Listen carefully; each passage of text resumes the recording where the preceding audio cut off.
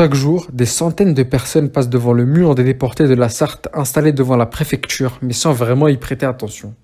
Il est pourtant essentiel dans le devoir de mémoire dû aux 1098 Sarthois déportés durant la Seconde Guerre mondiale.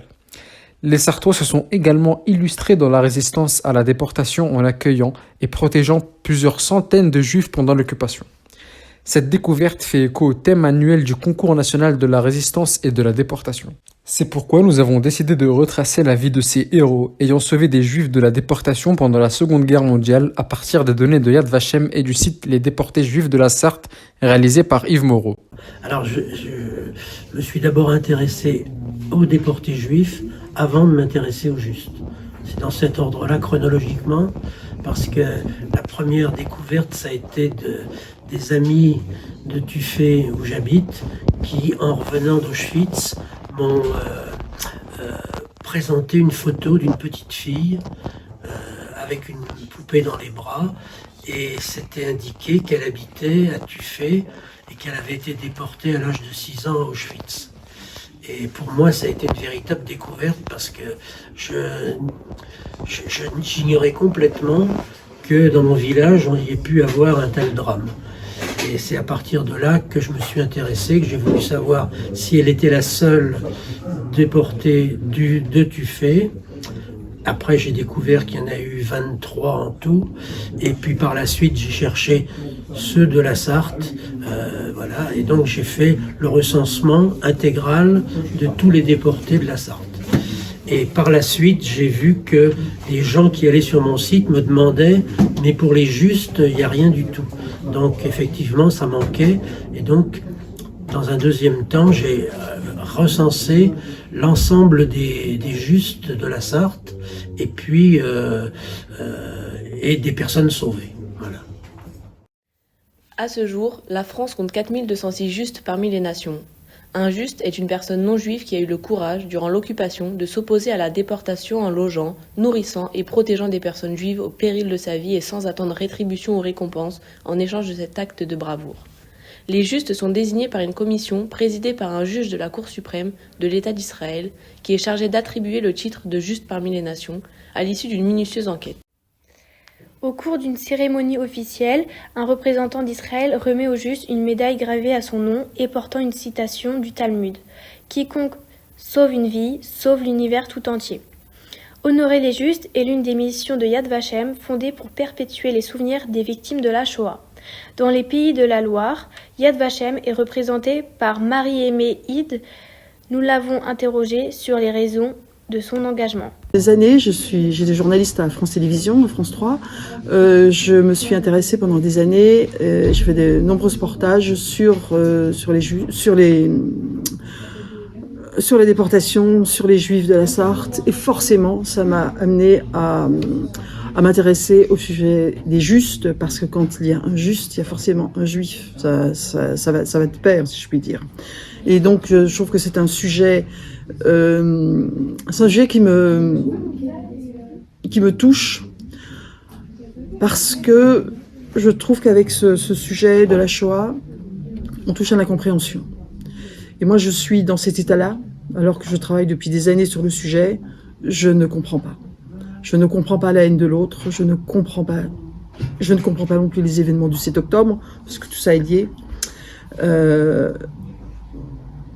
Donc, le fait que je m'intéresse à ce travail, j'ai rencontré des gens du comité français pour Yad Vashem qui m'ont demandé de les rejoindre et de travailler avec eux, ce que j'ai accepté, puisque ça me permet de développer le travail. Le comité français pour Yad Vashem recense 86 Sarthois auxquels a été décerné le titre de juste parmi les nations. Ces titres honorent 46 familles sarthoises, dont 37 couples. 48 femmes et 38 hommes ont ainsi été honorés. Si les premiers titres ont été décernés en 1985, Albert et Germaine Guillemin à Bonnétable, on notera que la majorité d'entre eux ont été attribués au XXIe siècle, alors même que les personnes sont les plus souvent décédées. Ces titres sont donc remis à titre posthume et bien souvent, ce sont leurs descendants qui assistent à la cérémonie. Dans leur grande majorité, les justes étaient des personnes âgées, entre 40 et 60 ans. Le plus jeune est Régis Com, qui n'avait qu'une dizaine d'années au moment de l'arrivée de 2 enfants juifs dans sa famille. La dernière cérémonie s'est tenue en mai 2023 pour honorer la mémoire de Marguerite Avignon et de Madeleine et Alexandre Thérouin, qui à Saint-Mexan et Montmirail ont contribué à sauver Dora Gersten et ses 2 filles Berthe et Bella. Les personnes honorées résidaient dans 33 communes, principalement des petits villages ruraux. Cela s'explique d'abord par la tradition d'accueil des enfants parisiens dans les nombreuses nourrices vivant dans les campagnes sartoises où la nourriture était moins difficile à trouver et le risque moins grand du fait de la faible présence allemande. De ce fait, les Justes sont majoritairement des agriculteurs ou travailleurs du monde rural qui vivaient de façon modeste mais n'hésitaient pas à partager leur nourriture avec leurs protégés. Les communes où vivaient les Justes de la Sarthe se concentrent le quart nord-est du département qui bénéficiait de la proximité avec la région parisienne, notamment par la voie de chemin de fer qui permettait de descendre à la gare de La Ferté-Bernard. Les Justes sont très peu présents dans la partie ouest de la Sarthe. Au Mans, Yad Vashem a décerné le titre de Juste qu'au couple Djous, dont le mari Pierre était le directeur d'une importante société d'assurance, ancêtre des mutuelles du Mans. Écoutons le témoignage de Jean-Guy Busson, petit-fils d'un couple de Justes qui sauva une famille juive en les cachant dans leur ferme de Mansigné. Il nous raconte le parcours de la famille Machteles jusqu'à son arrivée dans la Sarthe. Tobias, le papa, et Dora, la maman, de ces 3 enfants qui vont être hébergés chez mes grands-parents. Tobias, lui, il est né à Wolbrom, en Pologne. Dora, elle est née à Varsovie et il est arrivé en France en direction de Forbach, puis Metz. Metz, Paris. Paris, il a travaillé comme tailleur pour hommes. Ensuite, il est resté quelques années, de 34 à 39 à peu près. Et à cette époque-là, il a été à la rafle du Veldiv, il a été pris dans cette rafle et il est emmené au Veldiv. Du Veldiv, il est allé à Drancy, au camp de Drancy. Et à Drancy, son épouse est allée négocier sa sortie. On ne sort pas de Drancy normalement, mais elle a négocié de sa personne, c'est-à-dire elle a payé de sa personne. De là est né un enfant d'ailleurs, qui s'appellera Misha. Et ils arriveront en novembre 1943 à la ferme du Chandelier, chez mes grands-parents, dans une traction noire, je précise bien, avec Tina Tiercelin. Tina est une résistante qui fait la navette entre la ferme des Landaux qui se trouve sur le territoire de Saint-Ouen-en-Belin, derrière le château d'Hermitage, une ferme qui s'appelle la Fredonnière. Il y a à peu près 80 enfants qui ont gravité dans cette ferme. Et ensuite, après leur arrivée à la Fredonnière, Tina a amené ses enfants à la ferme du Chandelier. Et là, ils sont restés de novembre 43 jusqu'à la libération, 44. Selon les données de Yad Vashem, les Justes sartois ont permis de sauver 112 juifs, essentiellement des enfants venant de la région parisienne. Toutefois, ce chiffre est loin de représenter la réalité de la résistance à la déportation en Sarthe, dans la mesure où toutes les personnes qui ont aidé des juifs n'ont pas été honorées et que parfois, ils ne le sont que pour 2 ou 3 personnes alors qu'ils en ont sauvé bien plus. À l'image d'Aristide Gasnier, maire de Vibray, qui a contribué à sauver 25 juifs en usant des prérogatives de sa fonction. Selon les travaux de l'historienne Céline Ratier-Baptise, on peut estimer que plus de 400 enfants juifs ont trouvé refuge dans la Sarthe durant la guerre. Cette forte présence d'enfants juifs dans les campagnes sartoises est également le résultat de l'action de filières de sauvetage particulièrement bien organisée. On peut citer l'action héroïque de Lucienne Clément de Lépine, une coutière parisienne de confession catholique qui œuvrait au sein d'une organisation clandestine juive.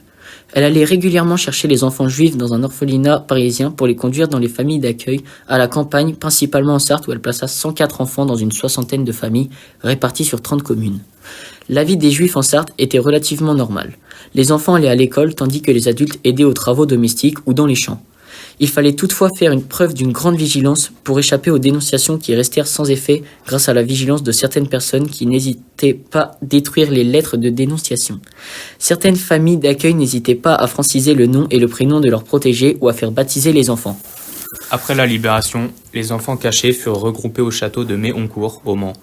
Malheureusement, à la fin de la guerre, tous les enfants ne purent retrouver leurs parents, certains ayant été déportés pour un voyage sans retour vers les centres de mise à mort allemands d'Europe de l'Est. Dominique Peignoux, petite cousine de René, et Daniel Herzbaum, qui furent cachés à Beauvais, chez Madame Léontine Bracky en 1944 témoigne. René et Daniel Herzbaum sont les cousins germains de ma maman, c'est-à-dire que leur père, Gadel, était le petit frère de mon grand-père. Alors au matin du 26 janvier 1944, la famille demeure au château du Chesnay où elle loue une ou deux pièces. Au petit matin, René, qui a 9 ans, entend un bruit de camion au loin sur le gravier. Il réveille sa maman.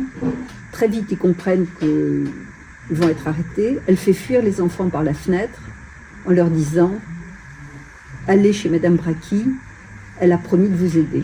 Et les 2 enfants restent tapis dans les fossés jusqu'au soir du 26 janvier, il fait froid. Ils savent que leur vie en dépend. Et quand la nuit est tombée, ils vont toquer à la Thébaïde, chez Madame Bracky. La Thébaïde, c'est le nom de la maison de Madame Bracky à Beaufait. En 2019, Daniel s'est mis à raconter son histoire au kibbutz, là où il vit, et dans le kibbutz de son fils. Donc il redevient le petit garçon de 4 ans qu'il était à l'époque. Et pour cela, il se met un béret sur la tête, il se prend une baguette de pain. Là, il devient le petit garçon français typique de l'époque. Il raconte son histoire, une histoire très émouvante.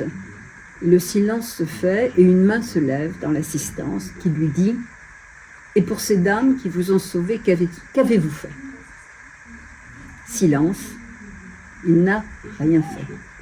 Et nous n'avons rien fait. Nous n'y avions pas pensé. Et Sagui, le fils aîné de Daniel, décide alors qu'il est temps, effectivement, de faire reconnaître cet acte extraordinaire de ces femmes qui les ont sauvées.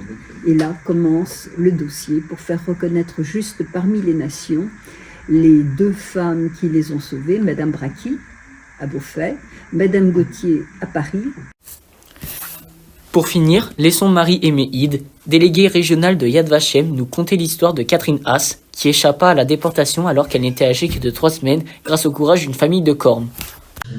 L'histoire de Catherine Haas est une histoire qui, moi, me bouleverse. C'est l'histoire d'une petite fille qui avait 3 semaines, que son papa a remis à une jeune femme qui s'appelait Hélène, sur le quai de la gare de la Ferté-Bernard. C'était en février 1944. Donc cette petite fille de 3 semaines a vécu dans une famille à Corme. Il y avait les parents Fauré et puis leur fille Hélène.